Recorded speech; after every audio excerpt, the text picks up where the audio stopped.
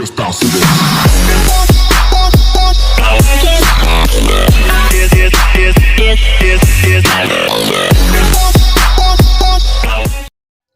Oke, assalamualaikum warahmatullahi wabarakatuh.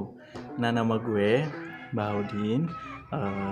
Welcome to my channel Baud Official. Di sini gue mau sharing tentang bagaimana sih kuliah di S1 Farmasi. Ya, semoga informasi yang gue sampaikan ini dapat bermanfaat bagi kalian yang udah masuk di S1 Farmasi ataupun yang baru mau masuk ke S1 Farmasi ya.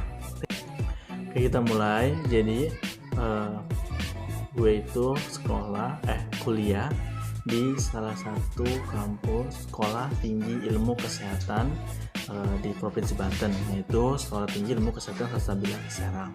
Nah, termasuk kampus swasta. Bagi kalian yang mau masuk atau ingin tahu tentang S1 Farmasi di Sekolah Tinggi Ilmu Kesehatan Salsabila Serang, nanti aku sertakan website-nya di bawah ini. Dan selain ada S1 Farmasi juga ada K3, dan K3 ini baru launching, dan juga ada D3 Kebidanan. Nah, kemudian gue sekarang udah semester 4, which is gue masuk ke S1 Farmasi di tahun 2014. Nah, sebenarnya sih gue udah pernah sekolah kesehatan di Tangerang, sekolah kesehatan jurusan farmasi. Jadi alhamdulillah ada basic gitu. Tinggal lanjutin aja. Farmasi, jurusan farmasi memang sih banyak orang yang belum tahu gitu tentang farmasi. Karena ya farmasi ini tidak seterkenalnya seperti kebidanan, keperawatan ataupun kedokteran. Ya, bahkan kenapa dikatakan farmasi ini jarang diketahui? Kenapa? Ya karena kerjanya aja di belakang layar, ya kan? Salah satu nakes yang bekerja di belakang layar, dia selalu berada di apotek atau di bagian farmasi kalau di rumah sakit. Jadi banyak orang tidak tahu cuma tahu tempatnya farmasi dan tidak tahu seorang apoteker itu apa.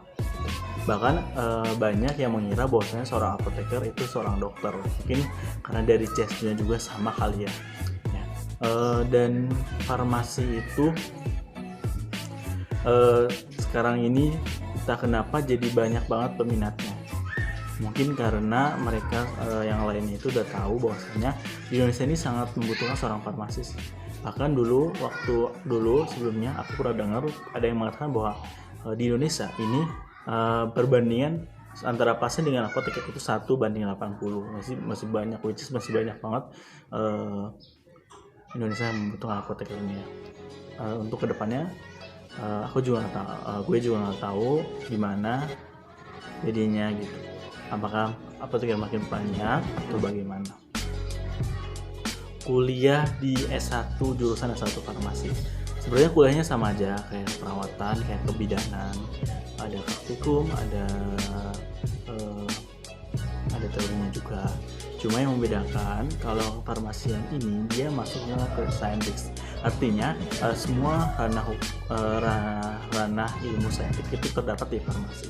Misalnya seperti fisika itu ada, kemudian kimia apalagi, terus biologi, kemudian juga matematika, itu semuanya di farmasi. Jadi buat kalian yang mau masuk farmasi harus pertimbangkan nih. Kenapa? Karena farmasi itu membahas tentang fisika, kimia, saintis banget pokoknya. Bahkan seorang farmasi itu bisa dikatakan seorang ahli kimia juga. Kenapa? Karena ya seorang farmasi itu mereka itu kuliahnya dari semester 1 sampai semester akhir, bahkan dari penelitian pun tetap tetap menyangkut kimia dan tetap mempelajari kimia dari semester 1 dan semester akhir. Seperti itu. Ya itulah kefarmasian. Jadi susahnya itu di farmasi itu ya semuanya pelajari gitu, mulai dari kimia, biologi, kemudian tumbuh-tumbuhan, terus bahasa Latin ya. Kenapa? Karena semua tumbuhan dan nama-nama obat terutamakan menggunakan bahasa Latin, seperti itu.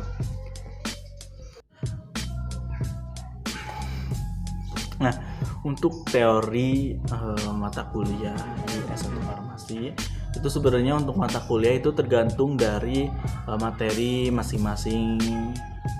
dari masing-masing kampus ya, kurikulum dari masing-masing kampus.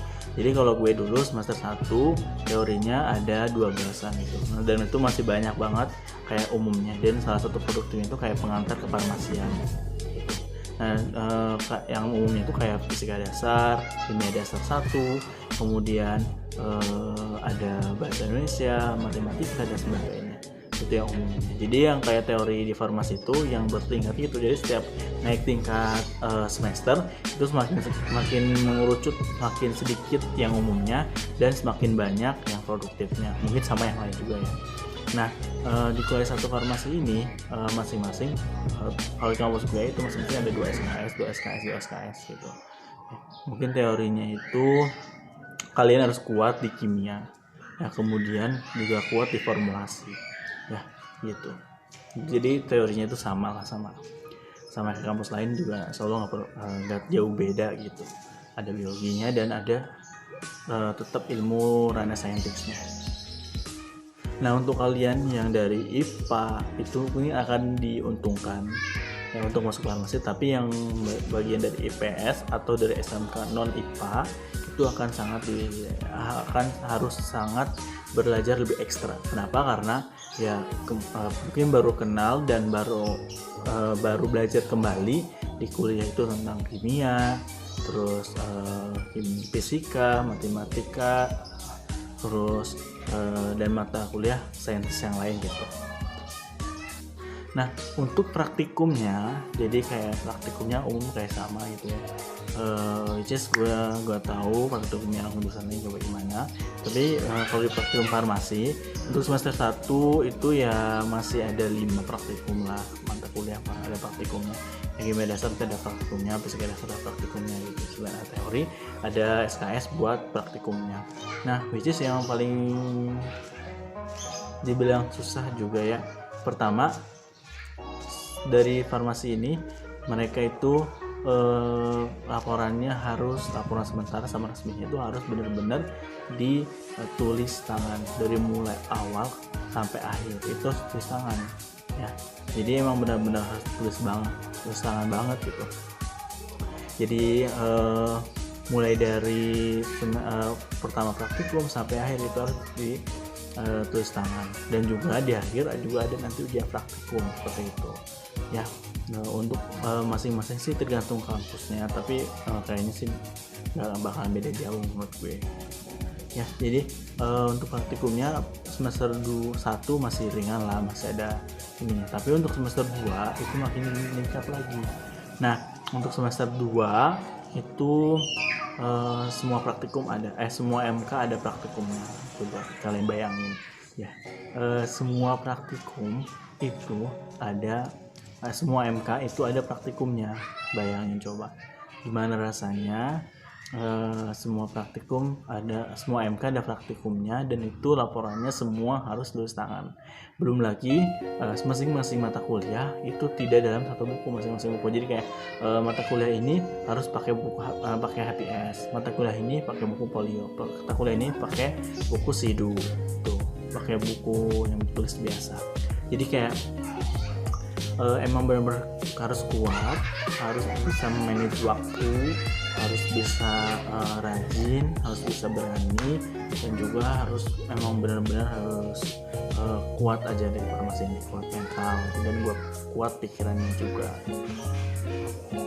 Nah, bagi kalian yang pengen tahu pada MK apa aja sih yang pakai mencit, kalau setahu gue MK pada mencit itu ada pada farmakologi dan toksikologi dan sebagainya. Nah, kalau gue baru pakai itu sih yang pakai mencit atau terus. Oke, sampai di sini ya. Terima kasih buat kalian yang udah nonton. Jangan lupa di subscribe, juga di like, kemudian di komen di bawah komentar ini ya. Komen apa aja tentang kefarmasian, atau kalian mau nanya tentang kefarmasian, dan cerita kalian masuk farmasi apa, pengen ke farmasi apa, maksudnya di universitas apa favorit kalian. Oke, insya Allah nanti kalau video selanjutnya kita akan buat pembelajaran atau sharing tema yang lain. Kalian juga boleh komen mau request apa di bawah ini. Oke. Assalamualaikum warahmatullahi wabarakatuh.